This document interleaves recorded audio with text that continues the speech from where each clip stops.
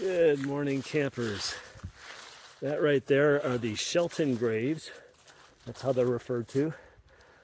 I won't go into the long story. You can look it up if you want. The Shelton Graves off the Appalachian Trail. In a nutshell, a couple of people, brothers. There's actually 3 people buried there. There was a massacre. This area was Union sympathizers, and the Confederates in the area didn't like that, obviously, and so they tried to persuade them to change over to the Confederate cause by depriving them of salt. And salt was needed to salt your meat to preserve it for the winter time. Without salt, you weren't going to have any meat for the winter, so some of the Union sympathizers wound up stealing the salt, and the Confederacy, they sent some guys to come rough them up. Well, anyway, they wind up killing a bunch of them. There's more to the story than that. I'm oversimplifying. A 13-year-old boy was killed, and a couple of guys, and then more people were killed later. It started a whole rift between the local Union sympathizers and the Confederates for reasons as you can understand. So they're buried right there. It's a beautiful spot to camp, as you can see. A little weird. You're not camping on their graves or anything, but so here's actually the sign, Shelton Graves, right there, Shelton Graves sign. So today, short day, 11-mile day. Why? Because that's where the shelter is. And there's really no good tenting sites between that shelter and the next shelter, which is too far to go today. And I don't know, it's just convenient. Shelter, you got water, you got bare cables. Hey everybody, sorry about the video today and the photos. My camera ran out of space again, so I cut my hike a little bit short today, 11-mile hike. There's my tent. I'm actually at the little Laurel shelter here, and that's the shelter behind me. I'll walk over here while I'm talking. I was planning on coming here anyway, but I thought, well, geez, if I get there early enough, I might go a little farther. I hate to cut my hike short, but then when my phone ran out of memory this morning, I was like, oh no. So I uninstalled an app that was taking up a lot of space. There's the shelter with my stuff on there. And I sat here and I edited a video for a couple of hours. And I actually got enough of a signal to upload it to YouTube so I could delete the original files off my phone. So I freed up some space. I think I can make it to Hot Springs with the amount of memory I have on the camera and still shoot some video and photos.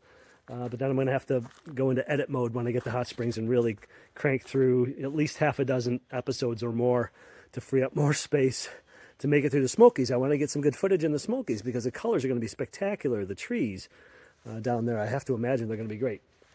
So because I stopped here, I got here like 10 after 2, which is crazy.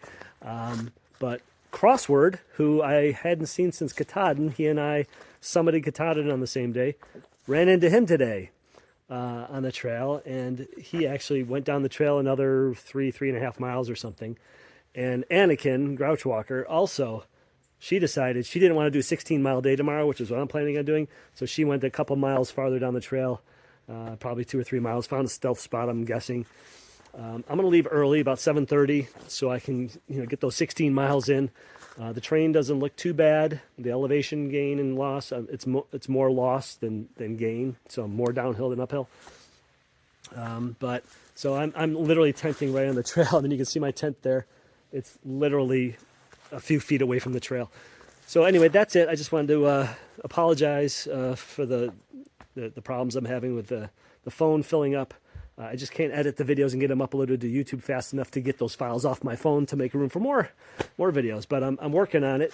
So I appreciate your patience, and I'm going to have to shoot more photos because those take up less memory than videos. So be expecting that, I guess. All right, enough from me for now, so thanks, and more stuff to come. Okay, I want to show you real quick, while I still have some sunlight, how to hang your bear bag on a bare cable. So here's a set of cables know if you can see that. These things right here. Okay, there's a bunch of them. More there. Okay, so basically, every one of these is a little different. This one has foil that's supposed to keep critters from crawling down onto your bag, like squirrels and chipmunks and whatnot. Below that, you'll see here's a carabiner clip. I'm going to clip that around my bag. I'm not going to be able to shoot this. Sorry. When I do this, I'm trying to do this one-handed. Hold the phone with one hand and clip this on with the other hand. Oh, crikey! So there it is. It's clipped on. All right. So what you need to do is you need to hoist your bag way up. I don't know if you can see. There's a pulley system up there. Try to do this with one hand. So there goes my bag. Let me step on the cable here. I'm pulling it up. Get up there as high as I can. And then over here, you see there's more carabiner clips. And over on this tree, you see there's this ring right there.